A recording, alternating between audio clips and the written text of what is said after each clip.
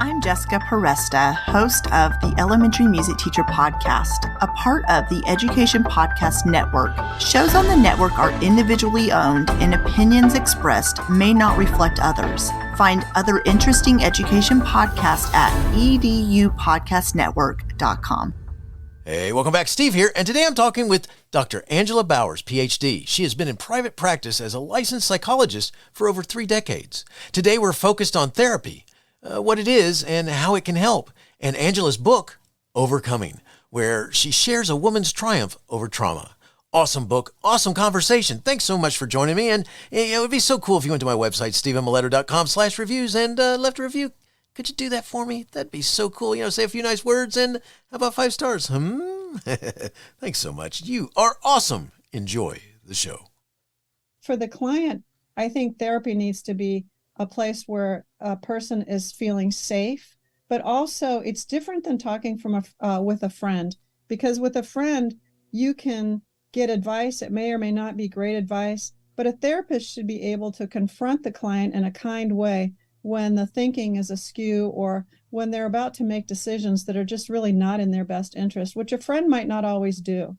It's the Education Podcast, your favorite show, with lots of groovy guests and they share what they know. So crank it up to 10 and let your neighbors know that here's another show with Dr. Steve Miletto. Teaching, learning, leading, K-12. Teaching, learning, leading, K-12. Teaching, learning, leading, K-12. With Dr. Steve Miletto. Dr. Angela Glaser Bowers has been in private practice as a licensed psychologist for over 3 decades in Scottsdale, Arizona, helping thousands of individuals and couples to heal, grow, and live vibrant lives. She is the author of the book, Overcoming. Dr. Bowers received her Ph.D. in clinical psychology from the California School of Professional Psychology in Los Angeles. Prior to this, she earned a master's degree in clinical community psychology from California State University at Fullerton. She taught courses in behavior modification and abnormal psychology at California State University while working on her Ph.D. She was also a licensed marriage and family counselor at the time. Dr. Bowers has received advanced training in clinical hypnosis and has produced several CDs for anxiety management, surgical healing, and enhanced fertility. She has studied yoga and meditation extensively and has led many yoga meditation retreats for women over the last 2 decades. She continues to maintain an active private practice, meeting clients as young as 6 to individuals in their 90s.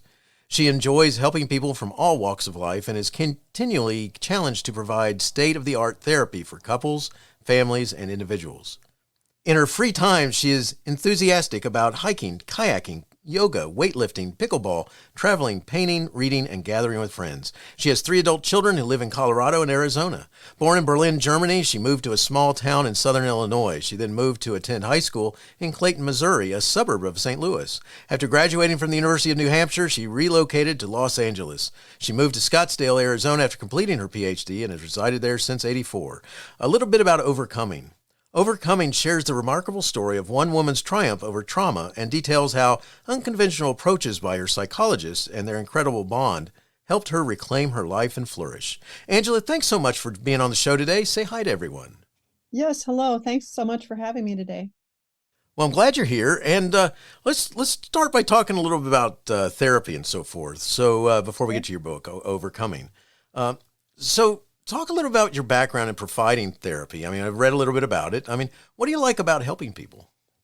Well, I love helping people because it makes my life so much more meaningful to know that I can make a difference in other people's lives. And so, therapy is a very personal, intimate experience. And so in terms of why I do it, it's because I think having relationships of meaning and purpose can definitely provide guidance and enhance a person's life, especially when they're facing very difficult decisions or life-changing decisions that they might need to make.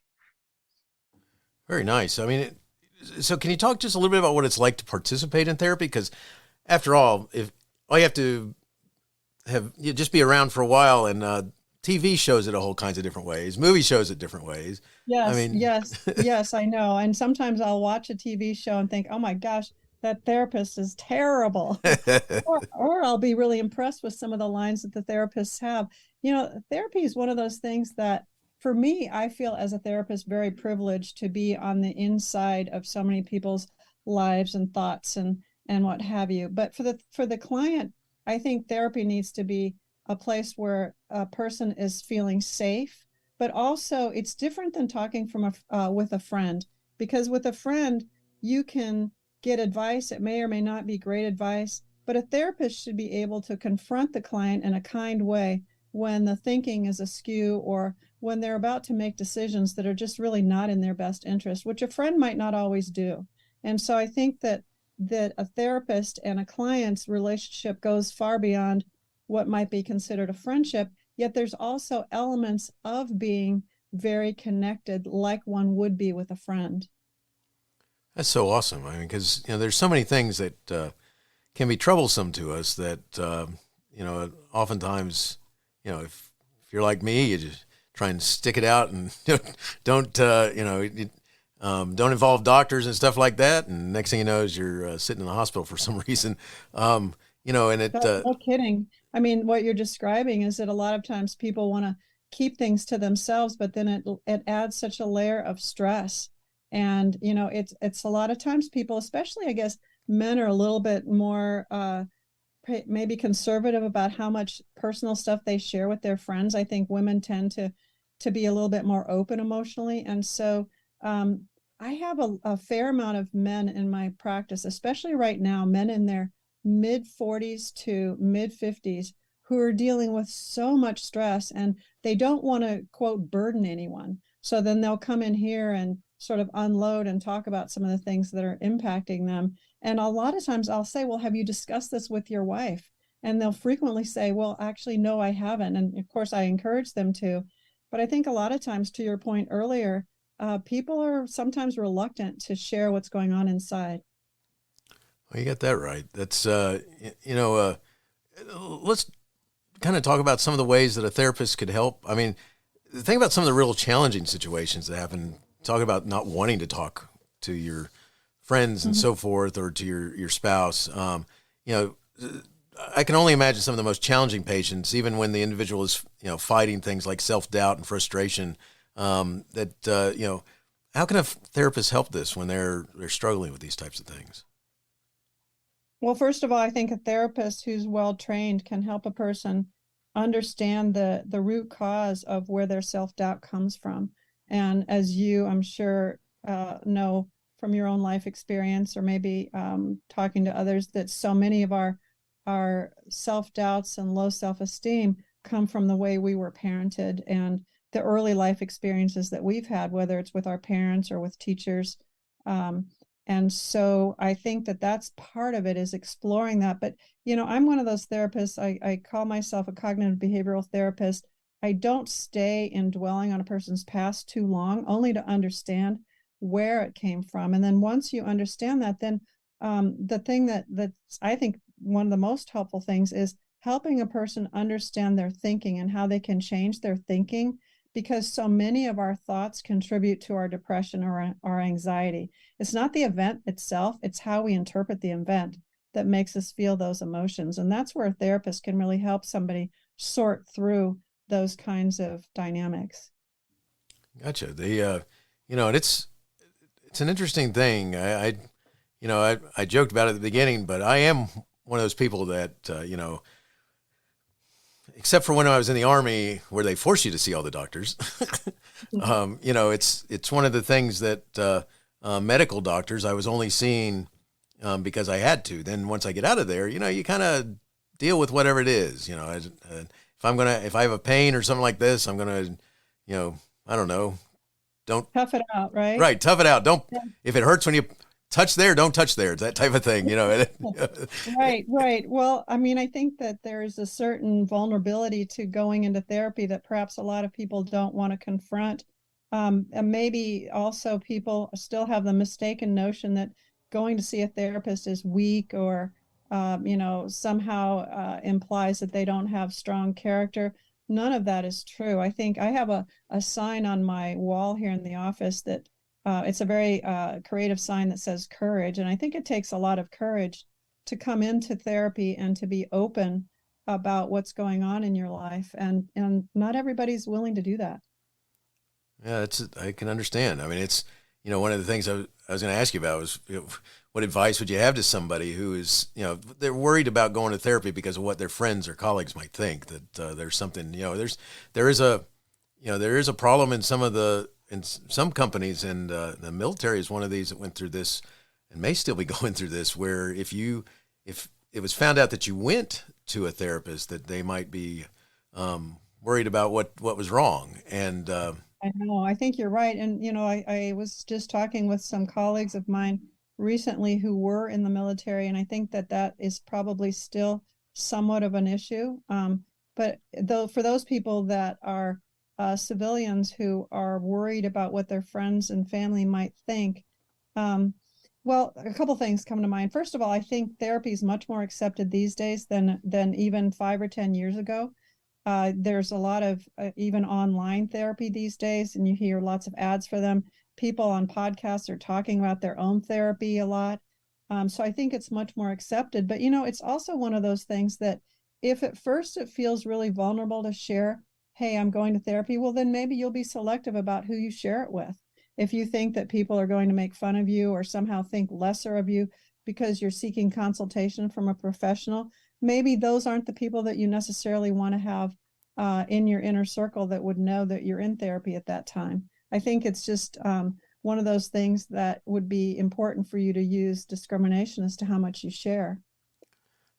So important, so important. I think that's, it's just interesting because grown adults thinking that there might be some problem with it, as opposed to how it could help them going the other direction. So. These days, even sports figures are much more open about their depression or their anxiety and how they sought therapy. And certainly a lot of people in Hollywood, people who are public figures, have talked about therapy. So I think the stigma of going to therapy has really changed a lot. And I don't think it's nearly what it used to be. Gotcha. Very cool. All right, let's switch gears. Let's talk about your book. It's called Overcoming.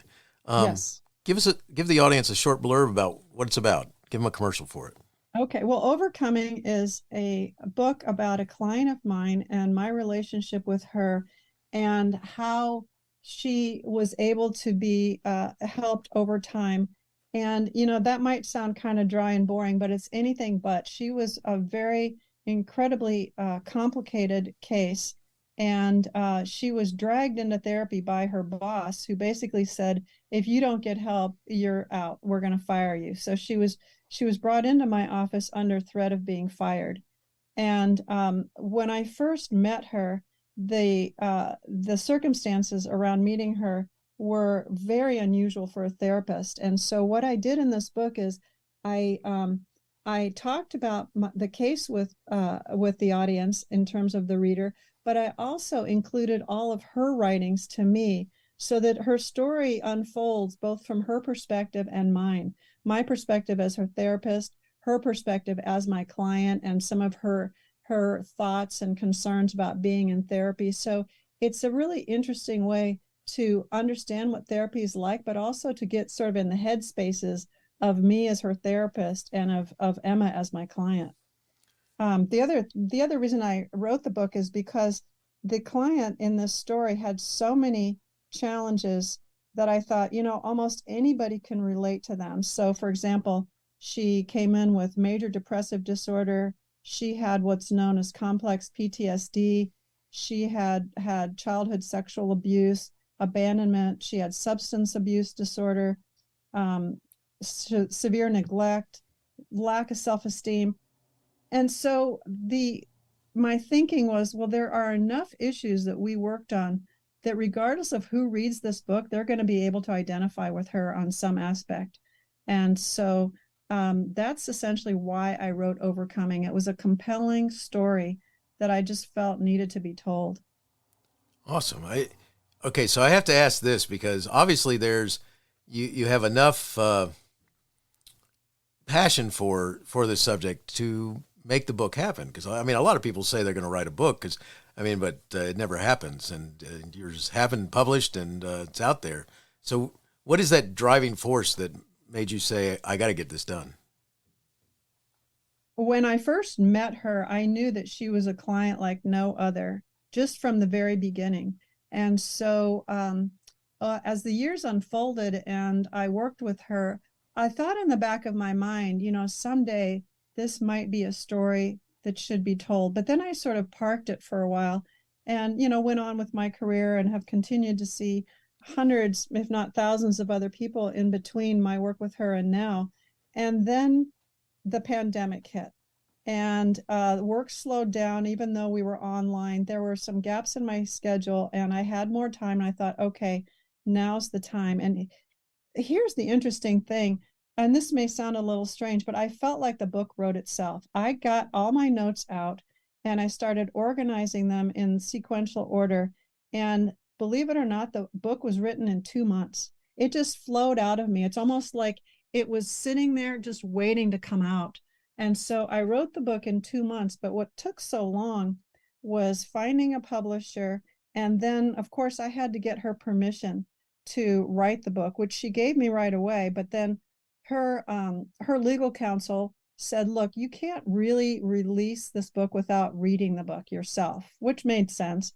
And so it took a year for her to read the book. And so even though I wrote the book in 2020, it wasn't until the end of 2021 where she finally had read the book. And then I was able to move forward with the publication process.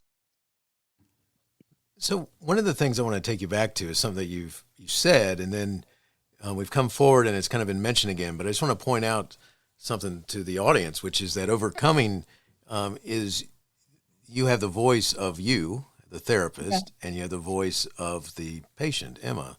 So what was that like writing that? I mean, I know you said it kind of flows, but at the same time, where you have to... It was like a dialogue, really. It was me describing what had happened, and then I would include her writings, and sometimes it was a reflection of one of our sessions, or other times it would be questions that she was too embarrassed to ask me in the session, so she would ask me outside of the session, and then I would answer her back. So it was a dialogue between the two of us, but it was an overcoming not only of her issues and her challenges, but mine as well, because as a therapist, I was so challenged by some of the things that happened in our therapy and some of the severity of her problems that I had to overcome some of my own doubts. Can I help her? Is this really going anywhere? And then I did some unconventional things as a therapist that some very traditionally trained therapists would think, my gosh, she's lost her mind. But it really, I think, in the end, probably saved her life. And so there was an overcoming that happened not only from her, but also my own overcoming. Well, that's awesome. That has to be, I don't know, when you're working with somebody, the ability to tell yourself that it's okay to be a little unconventional, is a good way to say it? Or it is. And I was at that point, I had already been a therapist for over 20 years. And so I felt confident in my judgment about how far I could push the boundaries. I was never unethical, but I definitely did things as a therapist that a lot of other therapists would not do. As the books come out and I've received feedback, I have gotten some great feedback. I've received feedback from therapists who've told me that they too have done some of the things that I did, but they'd never tell anybody, that they admired the fact that I actually came forward and described some of these things. That's very cool. Yeah. One of the things that you talk about in there is that Emma had big issues of depression. Can you share a little about this from the story and talk about how the therapy can help somebody who is suffering from depression that can go all gamuts, I guess, of a spectrum there? Right. Well, so when I first meet someone, and perhaps when I ask them, what are your goals in therapy, and they talk about depression or even anxiety, which is very common these days, one of the things that I'll do is I'll check in with them and make sure that some of the basics are in place, because if the nutrition isn't good, or if their sleep is out of whack, or they don't get exercise, those are some of the basics that need to be in place when people are assessed about depression. And then I'll often also ask them if they've been and had a checkup lately, because as you probably know, depression can be caused by organic issues as well. If someone's thyroid isn't working properly, they'll often show up as depressed, whereas perhaps it's really a thyroid issue. And so I make sure that people have had a physical to make sure that I'm not treating someone for depression when their etiology of the depression might have physical underpinnings. And so that's where it starts. And then a lot of times, like I was saying earlier, I really do a lot of exploring of not only what are the current issues that are going on that cause their depression, but how are they thinking, and how can they change their thoughts so that they get out of the habit of being so negative? And what are they doing to bring joy into their lives? Because so many people are in a rut. They go to work, they come home, they eat dinner, they watch TV, they go to bed. They get up, they go to work, they come home, eat dinner, watch TV, go to bed. And so I try and look at a person's life in a holistic way. Where's your community? Who are you spending time with? What are you doing in your life to bring you some joy? Are you getting outside? The Japanese, they have an expression, they call it forest bathing, which allows people to feel good, to release their anxiety, to diminish their stress. What other aspects of their lives are out of whack that would be contributing to their depression? So that's sort of how I go after it. What that makes me think about is, can you talk a little bit about what depression is? I'm sure it looks different in different people, but how it manifests itself, or it's a diminishment of energy. It's a lack of motivation. It's a sense of being tired all the time, not having enthusiasm for life, feeling like they're isolated, and just a diminishment of any sense of being able to experience normal pleasures. People who are depressed will often have disrupted sleep. They might overeat or take other substances to not feel their sadness. Sometimes people are grieving and they think it's depression, but it's grief. So as a therapist, looking at, making a differential diagnosis of, is this depression, or is this person reacting to situations in their life that would be more like grief? And so, just kind of taking all those symptoms into consideration, I would say that would be the main way to describe depression. And, even now, there are all these SSRIs, serotonin reuptake inhibitors, and other medications that go after neurotransmitters. But I don't know that there's a clear understanding exactly of what goes on in the brain with depression. I got you. It's I think it's the word gets used so much that someone might bandy it about and say, I'm feeling like this, or I'm feeling like that, and they might use the word. But I just wanted to talk, and I appreciate you going there, about what it might be, as opposed. Well, and everybody feels sad from time to time. There are things in the world that are going on, certainly always. Right now, there's so many things happening that could make us sad. I was in tears yesterday when I heard some stories on the news about what's going on over in Israel and Gaza. And so, there are circumstances that make us justifiably sad, but that's different from depression. Depression is usually a sadness that doesn't go away. It's usually something that lasts for weeks or months or sometimes even years, that needs to be addressed. And, a lot of times people mask their depression with distraction. They'll, like I was saying earlier, they might drink too much or eat too much, or take medications to self-medicate, not the antidepressants, but other things. And so there are ways that people sometimes have a hard time recognizing depression because they're distracting themselves from it. It makes perfect sense. It's something that, and I would think that's what makes it worse then, is you're trying to distract yourself, but not really dealing with the fact that it exists. Yeah, exactly. Yeah.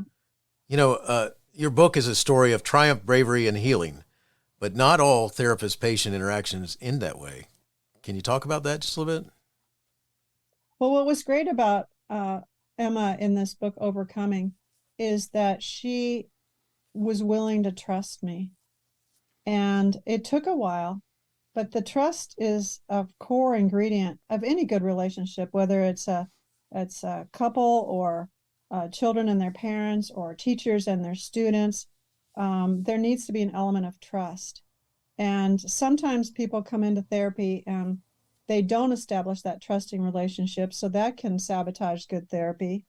Or sometimes they're not willing to stick it out. I mean, I was trained as a short-term therapist, meaning most sessions are maybe, oh gosh, maybe 8 sessions, and that's about it. But with Emma, she was a long-term client, and I think one of the things that made it successful was she was willing to stick it out. There were many times where she perhaps wanted to quit because it was too hard, or other objections that she had, but her willingness to stay in the game and really work on it was one of the main ingredients of our success.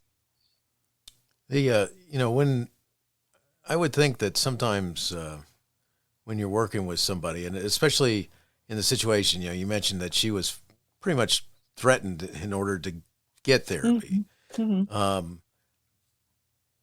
Would that make it more difficult than easy for a person as opposed to the person who seeks help, or, did that alone have its own ramifications?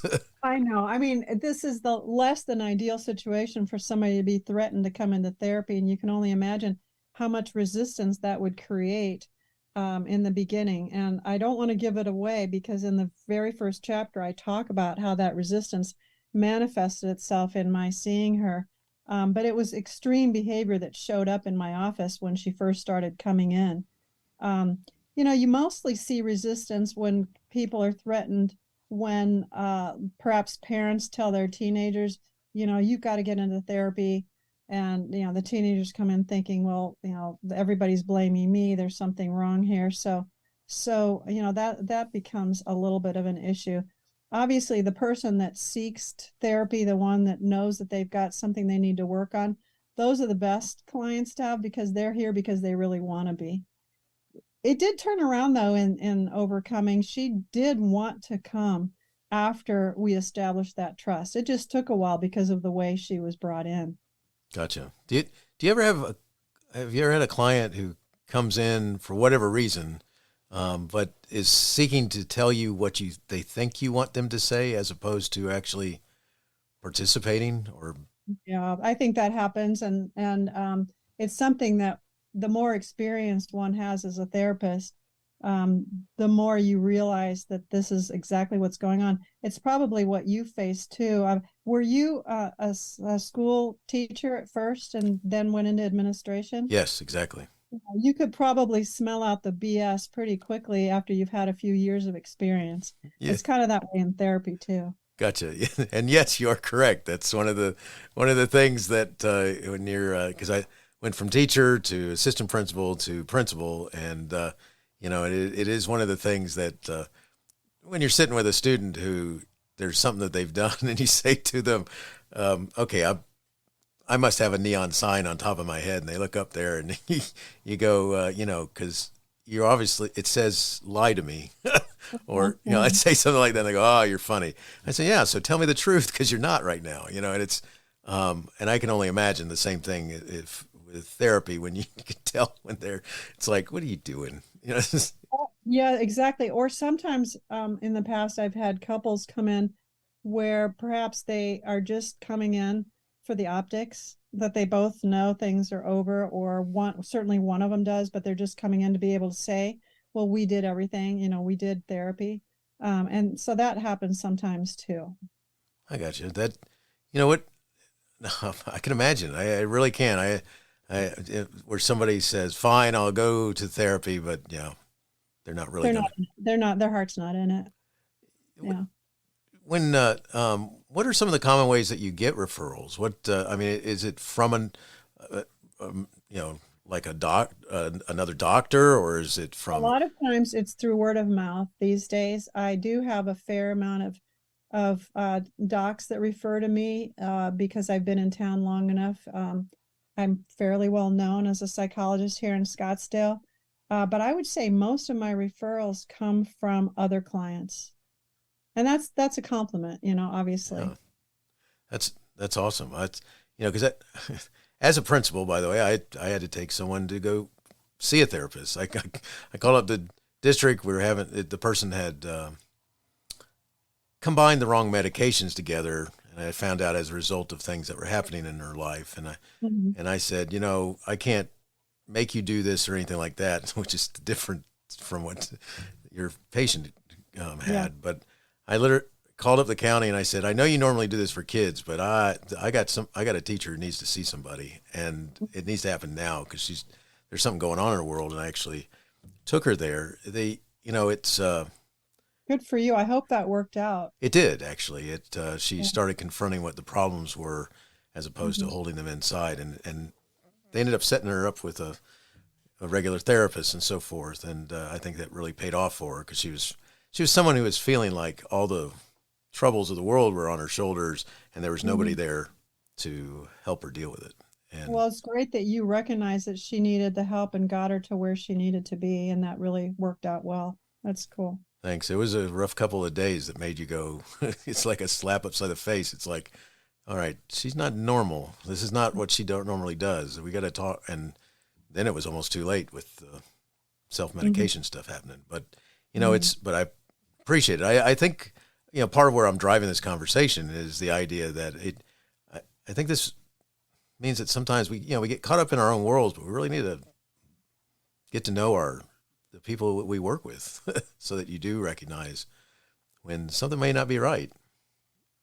Absolutely. And I think that it's tough these days because our lives are all so complicated and busy. And I think that a lot of the relationships that we would want to enjoy and that would help us thrive often are hard to cultivate because people are going in so many different directions, whether it's parents, taking their kids to so many activities and not bonding with other parents, or teachers having their own obligations after the school day to take care of their families and maybe not spending as much time with each other. I think having a strong sense of relationships with our colleagues, our neighbors, our friends really is helpful. And it's tough these days because I think people are much more fractured than they used to be.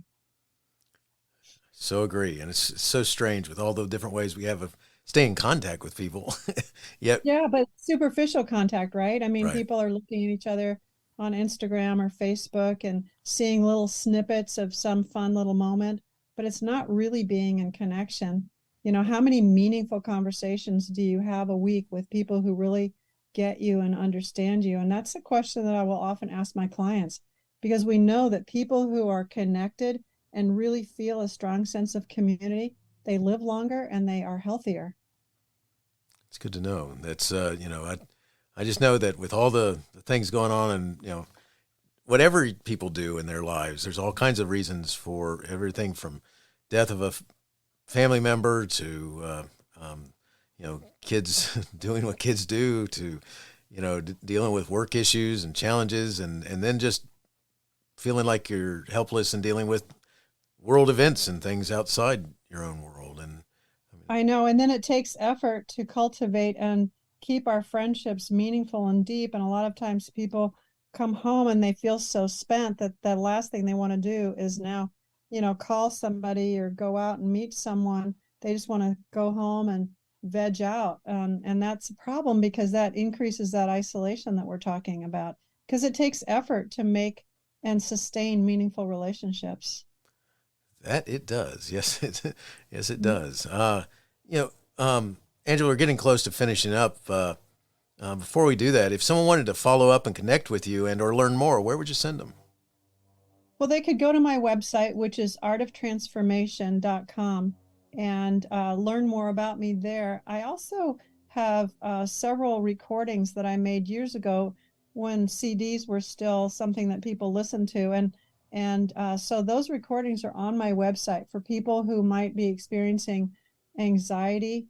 I've got some great recordings for managing anxiety. Some are recordings of different types of breathing exercises. Some are guided imagery. There's one I particularly enjoy, which is called the body scan. So when people start to listen to those kind of recordings on a daily basis, it's a type of meditation. They can actually lower their stress levels. And so that's one way that people can find me. And then my book is available on Amazon, both in audio and the written version, and also on Kindle. So that would be another way if people were interested in reading the story of overcoming. Awesome. I've got last two questions I'd like to ask my guests, and first one goes like this. How do you overcome feeling like you want to quit or give up? I mean, things are going on so much. What stops you from saying, "Oh, I'm done with this," and just giving up on something? I know you're talking about what might be called burnout or Yes. just fatigue, Yes. emotional fatigue. Exactly. And so I am really good about recharging my batteries. I take art classes. I get outside every week. I mean, it's been incredibly hot here, but now the heat's finally diminishing and it allows us to be outside more. I exercise, I work out, I do yoga. So I do things that recharge me, that keeps my energy up.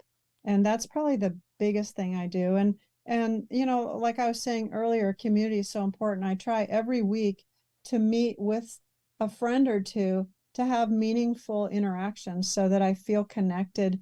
I mean, I love my work and I have very meaningful interactions with my clients, but they're my clients. So it's more one way. I'm not going to open up to them about things that I might need to talk about. So making sure I have those meaningful conversations is also very recharging. Awesome. Last question. Do you have a teacher in your past who made a difference in your life? If so, who was it? What would you say if given the chance to say thank you? I was just yesterday, I don't know what prompted this. Maybe it was knowing that I was going to be talking to you and that you're an educator. But yesterday I was driving and I was thinking, I remember every one of my grade school teachers. I remember their names and the special moments that I experienced with them. So the foundation of loving school and knowing that I was truly cared about was phenomenal for me. And I was thinking today, the teachers that I had in elementary school, they probably on a daily basis spent as much time with me as my parents did. They knew me. And that was a real great foundation for feeling worthy and feeling like I mattered. And then when I got to high school, there was one particular teacher. Her name was Mrs. Wilson, and she was a French teacher. And I had gone through a bout of depression in high school that was pretty severe, and she recognized it, and she spent extra time with me. She was so warm and caring, and I think she was instrumental in helping me know that I mattered, and also letting me know that the better days were ahead. And she was just a very, very special person in my life. So I would say Mrs. Wilson for sure in high school. And then, of course, in college and graduate school, there were also some of my favorites. And the qualities that they had that meant so much to me is they saw me. They got to know me and they validated me and made me feel like I could be someone. That's awesome. That really is. It's amazing, especially when people don't realize that they can have that sort of impact, I guess. Well, and sometimes it only takes one. Right. You hear stories all the time of people who, I had this particular teacher who saw me and then encouraged me, and that's what got me through. So I think it's really, really true that we don't need tons of people, but if we have at least that one special teacher, or that one, in my case, the therapist, I was the therapist that believed in my client, it can make all the difference. So awesome. Angela, thank you so much for sharing your book, Overcoming. What an awesome story of change and showing the power of therapy. Wishing you the best in all you do. Thank you so much. I really appreciate our time together, and it was nice to get to know you and to have me on your show. Thanks so much. Hey, you have been listening to Teaching, Learning, Leading K-12, a podcast to help you help kids achieve their dreams. Teaching, Learning, Leading K-12 is a member of the Education Podcast Network, podcasts for educators podcast by educators. Teaching, Learning, Leading K-12 is a member of the podcast network based in Canada called Voice Ed Radio. Voice Ed Radio, your voice is right here. The opinions expressed on Teaching, Learning, Leading K-12 are those of the guests and host. Teaching, Learning, Leading K-12 is intended to share ideas, advice, and suggestions. Teaching, Learning, Leading K-12 is produced for educational purposes. Hey, thanks for listening. It would be awesome if you visited my website at stephenmiletto.com and connected with me, left a review, and listened to more episodes. And by the way, you could also share it with your friends, with your family, and your colleagues. Thanks so much. You're awesome.